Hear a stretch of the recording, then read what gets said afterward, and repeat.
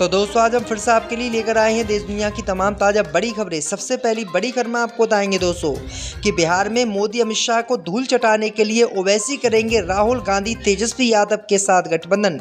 लालू यादव को ओवैसी ने लिख दी है चिट्ठी, गठबंधन में शामिल होने की है पेशकश। नागरिकता संशोधन कानून को लेकर दिल्ली दंगों के आरोप में शर्जील इमाम, उमर खालिद समेत 10 आरोपियों को कोर्ट ने जमानत देने से किया इनकार, जेल में ही रहेंगे सारे लोग। बिहार में विधानसभा चुनाव से पहले भाजपा के लिए बड़ा झटका, अपनी ही सरकार के खिलाफ खड़ा हुआ भाजपा का विधायक 3 दिनों का सरकार को दिया अल्टीमेट, बोले मांग पूरी नहीं हुई तो करेंगे प्रदर्शन। पश्चिम बंगाल में ममता बनर्जी की पार्टी के मंच को हटाना सेना को पड़ा भारी, सेना के जवानों के ट्रक को बंगाल पुलिस ने रोका। पंजाब में बाढ़ पीड़ितों के लिए केजरीवाल ने किया बड़ा ऐलान, 1 महीने की सैलरी राहत कोष में सांसद विधायक के देंगे। तो सभी खबरों को आपको एक एक कर बताने वाले हैं। वीडियो को लाइक कर चैनल को सब्सक्राइब कर दें। इससे भी बढ़ते दोस्तों अगली खबर की ओर। तो बिहार में राहुल गांधी तेजस्वी यादव के साथ गठबंधन करेंगे असदुद्दीन ओवैसी, लालू यादव को लिखा लेटर। दोस्तों आपको बता दें कि बिहार में विधानसभा चुनाव को लेकर असदुद्दीन ओवैसी की पार्टी एमआईएम ने बड़ा ऐलान कर दिया है। असदुद्दीन ओवैसी ने ऐलान किया है कि वह राहुल गांधी तेजस्वी यादव के महागठबंधन में शामिल होना चाहते हैं। इसी को लेकर एमआईएम पार्टी ने अब लालू यादव को लेटर लिखा है। लालू यादव को लिखे लेटर में एमआईएम पार्टी की तरफ से कहा गया है कि अगर सेकुलर वोटों को बंटवारा रोकना चाहते हैं लालू यादव, तो एमआईएम पार्टी को कांग्रेस और आरजेडी के गठबंधन में शामिल करें, वरना वोट बढ़ जाएंगे और इसका सीधा फायदा भाजपा और नीतीश कुमार को मिलेगा।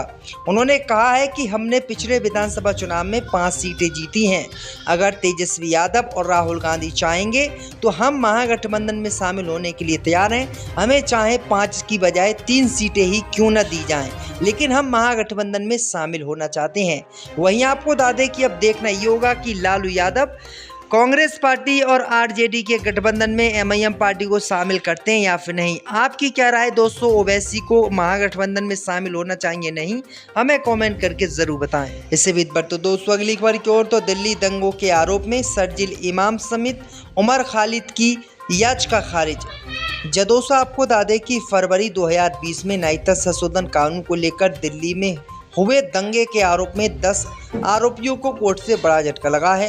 दंगों की कथित साजिश से जुड़े यूएपीए मामले में अदालत ने शर्जील इमाम, उमर खालिद जैसे आरोपियों को जमानत देने से फिर मना कर दिया है। शर्जील इमाम और उमर खालिद के अलावा मोहम्मद सलीम खान, सिपा उर रहमान, अतर खान, मीरान हैदर, सादाब अहमद, अब्दुल खालिद सैफी और गुलसिफा फातिमा की याचिकाओं को रद्द कर दिया गया है। फिलहाल इन्हें जेल में ही रहना होगा। एक अन्य बेंच ने आरोपी तस्लीम अहमद की जमानत याचिका को भी खारिज कर दिया है। तो ये बड़ी अपडेट आई दोस्तों कि नागरिकता संशोधन कानून को लेकर दिल्ली में दंगा फैलाने का सीधा आरोप इन पर ही लगा है। इससे भी बढ़ते दोस्तों अगली खबर की ओर। तो बिहार में विधानसभा चुनाव से पहले भाजपा को लगा झटका, भाजपा के पूर्व विधायक ने अपनी सरकार के खिलाफ खोला मोर्चा। दोस्तों आपको बता दें कि बिहार में विधानसभा चुनाव से पहले भाजपा को बड़ा झटका लगा है। भाजपा के पूर्व विधायक ने अपनी ही सरकार के खिलाफ बिहार में मोर्चा खोल दिया है। उन्होंने नीतीश सरकार को 3 दिनों का अल्टीमेट दिया है। 3 दिनों के बाद अगर उनकी मांगें पूरी नहीं होती है तो वो आमरण अनशन करेंगे। आपको बता दें कि नवादा में पीजी पढ़ाई को लेकर सियासत गरमाई हुई है। बिहार के नवादा में पीजी की पढ़ाई शुरू करने की मांग को लेकर आंदोलन हो रहा है और इस मुद्दे पर भाजपा के पूर्व विधायक और हिसुआ विधानसभा क्षेत्र से प्रतिनिधित्व कर चुके अनिल सिंह ने अपनी ही सरकार को अल्टीमेट दे दिया है। अनिल सिंह ने कहा है कि विद्यार्थियों का आंदोलन पिछले 4 साल से जारी है, लेकिन अब तक पीजी की पढ़ाई शुरू नहीं की गई है। अगर 3 दिन के भीतर पढ़ाई शुरू नहीं की गई तो वो विरोध प्रदर्शन करेंगे और भाजपा के खिलाफ मोर्चा खोलेंगे। इससे भी बढ़ते दोस्तों अगली खबर की ओर। तो कलकत्ता में सेना बना ममता सरकार। दोस्तों आपको बता दें कि पश्चिम बंगाल में सेना और ममता बनर्जी सरकार के बीच तनाव चल रहा है। ये तनाव अब फिर से ज़्यादा शुरू हो गया है। दरअसल आपको बता दें कि बीते दिनों कोलकाता में सेना के जवानों ने टीएमसी का स्टेज हटा दिया था। फोर्ट विलियम से सेना आई थी, जिसके बाद नेयू रोड पर टीएमसी भाषा आंदोलन के मंच को सेना ने हटा दिया था। इसके बाद फिर सेना और ममता बनर्जी सरकार में ठन गई, जिसके चलते फिर अगले दिन कोलकाता पुलिस ने सेना के ट्रक को रोक दिया है। सेना के ट्रक को रोके जाने की वजह से राइटर्स बिल्डिंग के सामने सड़क पर हंगामा मच गया, भारी बवाल शुरू हो गया। सब कुछ भीड़ देखती रही। पुलिस ने बताया है कि राइटर्स बिल्डिंग के सामने ट्रैफिक कंट्रोलरों ने सेना के एक ट्रक को रोक दिया है, जिसके बाद इस घटना की जानकारी तुरंत हेयर स्ट्रीट पुलिस स्टेशन को दी गई है। बताया जा रहा है कि सेना का ट्रक बहुत तेज स्पीड से आ रहा था, जिसके चलते पुलिस ने रोक दिया है। तो ये बड़ी अपडेट आ रही है दोस्तों। इससे विद तो दोस्तों अगली खबर की ओर, तो पंजाब में बाढ़ पीड़ितों के लिए केजरीवाल ने किया ऐलान, 1 महीने की सैलरी राहत कोष में देंगे आम आदमी पार्टी के सभी सांसद विधायक। दोस्तों आपको बता दें कि पंजाब इन दिनों बाढ़ की मार झेल रहा है। प्रदेश के ज़्यादातर जिलों में बाढ़ ने विकराल रूप धारण कर रखा है। अब तक 30 लोगों की जान जा चुकी है और हजारों लोग पलायन करने को मजबूर है। 96,000 हेक्टेयर से ज़्यादा की फसलें डूब चुकी हैं। एनडीआरएफ, एसडीआरएफ और सेना लोगों को बचाने का काम कर रही है।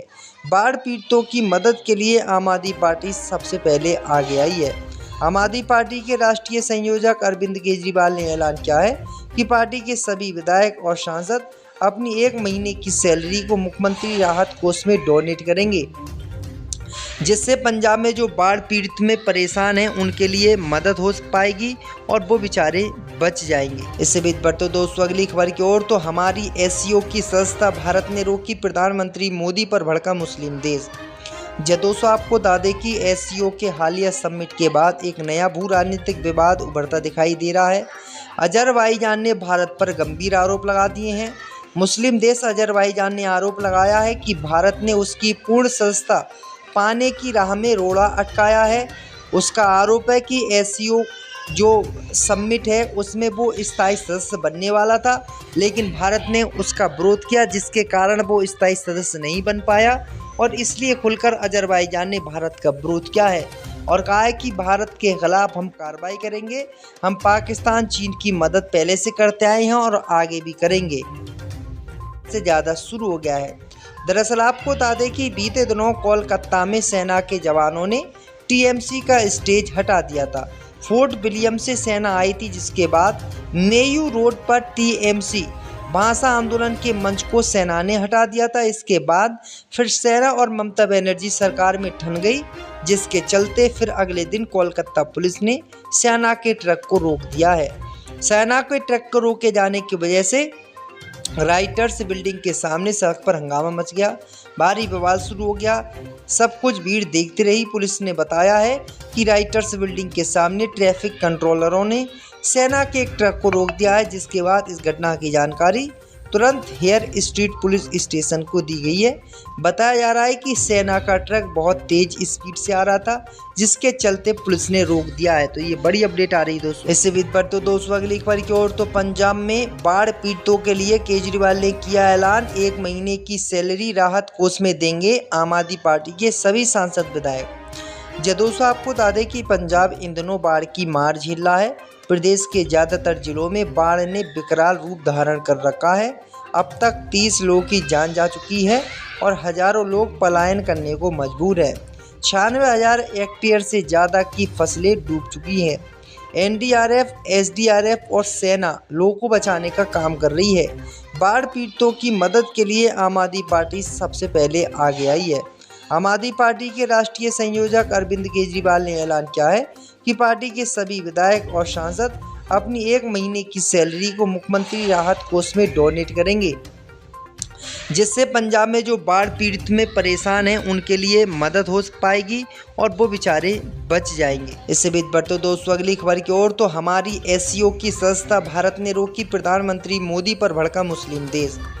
दोस्तों आपको बता दें कि एससीओ के हालिया समिट के बाद एक नया भू राजनीतिक विवाद उभरता दिखाई दे रहा है।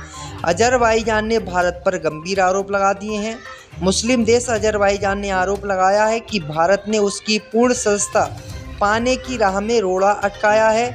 उसका आरोप है कि एससीओ जो समिट है उसमें वो स्थायी सदस्य बनने वाला था, लेकिन भारत ने उसका विरोध किया, जिसके कारण वो स्थायी सदस्य नहीं बन पाया और इसलिए खुलकर अजरबैजान ने भारत का विरोध किया है और कहा है कि भारत के खिलाफ हम कार्रवाई करेंगे। हम पाकिस्तान चीन की मदद पहले से करते आए हैं और आगे भी करेंगे।